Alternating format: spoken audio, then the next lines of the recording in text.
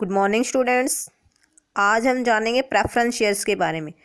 Preference shares हम long term sources के बारे में पढ़ रहे थे, long term sources of business finance. उसमें से हमने एक स्टडी कर लिया है इक्विटी शेयर्स। आज हम जानेंगे प्रेफरेंस शेयर्स। प्रेफरेंस शेयर्स क्या होता है? Long term and medium term दोनों प्रकार का जो है फाइनेंशियल सोर्सेज होता है किसी भी बिजनेस के लिए। ठीक है, तो प्रेफरेंस शेयर्स को हम इक्विटी शेयर होल्डर्स के साथ क्या करते हैं? कंपेयर करते हैं। तो इनमें क्या डिफरेंस है शेयर्स में? इक्विटी शेयर्स और प्रेफरेंस शेयर्स। ठीक है, प्रेफरेंस शेयर्स इक्विटी शेयर्स से पहले क्या है, दो राइट्स में इन्हें प्रेफरेंस यानी कि प्राथमिकता दी जाती है। कौन कौन से होते हैं वो दो rights? Dividend is paid to them prior to equity share holders. ठीक है, इन्हें जो है लाभांश वो समता अंशधारियों से, यानी कि जिनके पास इक्विटी शेयर्स है उन्हें हम क्या बोलते हैं? Equity share holders. इन्हें जो है डिविडेंड इक्विटी शेयर होल्डर से पहले भुगतान किया जाता है। और क्या है, इन पे लाभांश की जो रेट ऑफ डिविडेंड है, डिविडेंड की रेट क्या है? फिक्स होती है, प्री डिटरमाइंड होती है। सेकंड कौन सा राइट होता है इन्हें? जब कंपनी जो है लिक्विडेशन होती है, यानी कि जब कंपनी का समापन होता है उस टाइम पे पूर्वाधिकार जो अंशधारी होते हैं, यानी कि जिनके पास प्रेफरेंस शेयर है उन्हें हम क्या बोलते हैं? Preference share holders. यानी कि जब कंपनी समाप्त होगी तो प्रेफरेंस शेयर होल्डर्स को उनकी जो कैपिटल है वो इक्विटी शेयर होल्डर से पहले दी जाएगी। दो राइट होते हैं इन्हें, इसलिए हम इन्हें क्या बोलते हैं? Preference shares. कौन कौन से? एक तो इन पे क्या है, इक्विटी शेयर होल्डर्स की बजाय इन्हें क्या है? डिविडेंड पहले मिलता है और डिविडेंड की रेट क्या होती है? फिक्स होती है। और जब कंपनी समाप्त होती है उस टाइम इन्हें जो है इनकी कैपिटल समता अंशधारियों से पहले दी जाती है। ठीक है, इन्हें जो है कंपनी की सभाओं में वोट देने का अधिकार प्राप्त नहीं होता है, लेकिन जो हमारी कंपनी अधिनियम है, कंपनी एक्ट है, उसकी जो हमारे सेक्शन है 87, वो क्या कहता है कि कुछ विशेष परिस्थितियों में इन्हें जो है वोट करने का अधिकार हो सकता है। तो preference shares, types of preference shares कितने प्रकार के हो सकते हैं? Preference share convertible preference shares, वो शेयर्स जिन्हें हम एक निश्चित टाइम यानी कि फिक्स्ड पीरियड के बाद हम क्या कर सकते हैं? इक्विटी शेयर्स में कन्वर्ट कर सकते हैं। वो क्या कौन से होते हैं? Convertible preference shares.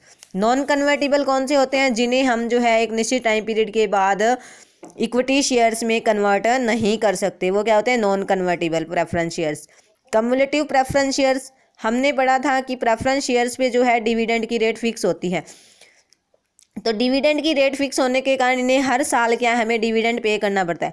अगर किसी साल जो है प्रॉफिट सफिशिएंट ना होने के कारण अगर हम इन्हें डिविडेंड ना पे कर पाएँ तो इनका डिविडेंड क्या है? संचय होता रहता है, यानी कि कलेक्ट होता रहता है। ठीक है, तो उन्हें क्या बोलते हैं? कम्युलेटिव प्रेफरेंस शेयर्स, जिनका जो डिविडेंड है वो हर साल इकट्ठा होता रहता है। नॉन कम्युलेटिव प्रेफरेंस शेयर्स, वो प्रेफरेंस शेयर्स जिन्हें जो है एक साल डिविडेंड पे ना कर पाने के कारण नेक्स्ट ईयर डिविडेंड फिर पे नहीं किया जाता, यानी कि इनका जो डिविडेंड है वो कम्युलेटिव संचित नहीं होता। इन्हें क्या बोलते हैं? Non cumulative preference shares. Participation preference shares, वो प्रेफरेंस शेयर्स जिनमें क्या है एक्स्ट्रा प्रॉफिट बचने के बाद उन्हें क्या है? उन प्रॉफिट्स में हिस्सा लेने का अधिकार होता है। उन्हें क्या बोलते हैं? Participation preference shares. Non participating preference shares, वो प्रेफरेंस शेयर्स जिन्हें क्या है एडिशनल जो प्रॉफिट है उनके अंदर हिस्सा लेने का अधिकार नहीं होता। उन्हें क्या बोलते हैं? Non participating preference shares. Redeemable preference shares, वो प्रेफरेंस शेयर जिन्हें क्या है एक फिक्स्ड टाइम के बाद उनका पैसा वापस कर दिया जाता है। कौन से होते हैं? Redeemable preference shares. Non redeemable preference shares, वो शेयर्स जिन्हें क्या है निश्चित टाइम पीरियड के बाद उनका पैसा वापस नहीं किया जा सकता, यानी कि जब कंपनी समाप्त होगी उसी टाइम इनका पैसा इन्हें वापस मिलेगा। वो कौन से होते हैं? Non redeemable preference shares. Advantages of preference shares, जिस प्रकार से इक्विटी शेयर्स के क्या थे हमारे पास एडवांटेजेस और डिसएडवांटेजेस थे, उसी प्रकार प्रेफरेंस शेयर्स के क्या हमारे पास एडवांटेजेस भी और disadvantages.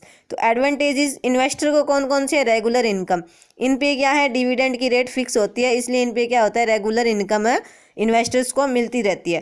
Preference eight the time of liquidation, जब कंपनी समाप्त होगी इन्हें क्या है इनकी कैपिटल इक्विटी शेयर से पहले दी जाती है।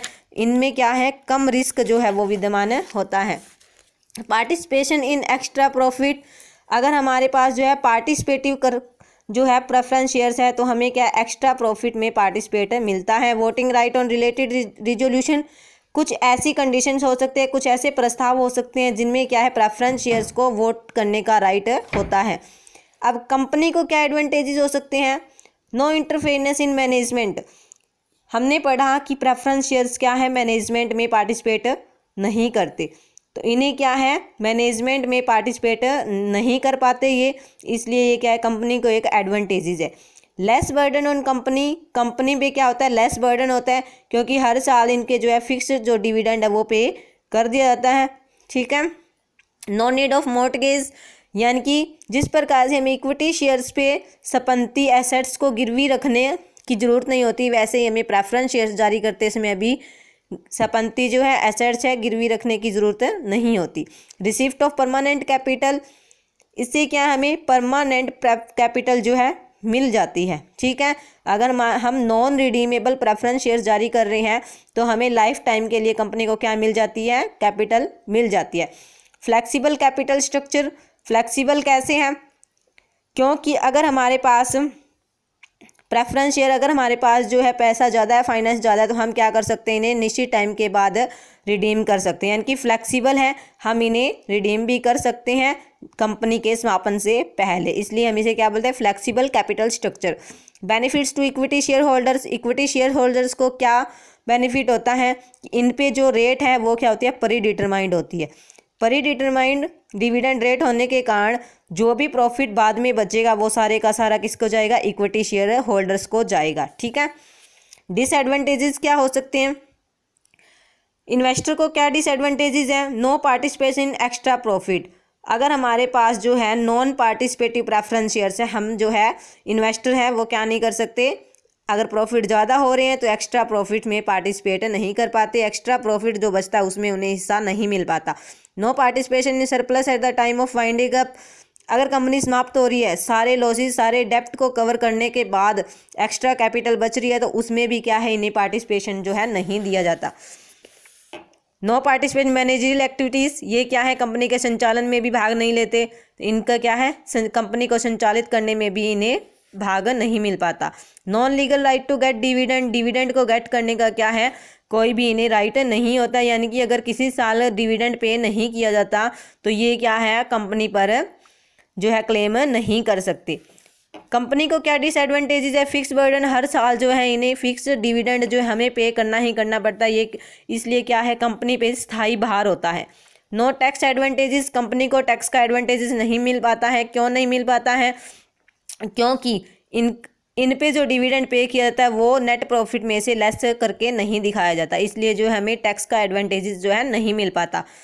Dissatisfaction of equity share holders, equity share holders जो है डिससेटिस्फैक्शन कैसे हो सकते हैं, क्योंकि इन्हें जो है प्रेफरेंस शेयर्स को इनकी कैपिटल क्या दी जाती है, सबसे पहले जाती है, इक्विटी शेयर होल्डर से पहले इन्हें क्या है, कैपिटल वापस कर दी जाती है। अगर कंपनी के किसी साल प्रॉफिट कम है तो प्रेफरेंस शेयर्स को डिविडेंड मिल जाता है और इक्विटी शेयर होल्डर्स के लिए कुछ नहीं बचता, इसलिए वो क्या हो जाते हैं, डिससेटिस्फाई हो जाते हैं। आगे हमें इक्विटी शेयर्स में और प्रेफरेंस शेयर्स में डिफरेंस दिया हुआ है, ये आपको रीड करना है। थैंक्स।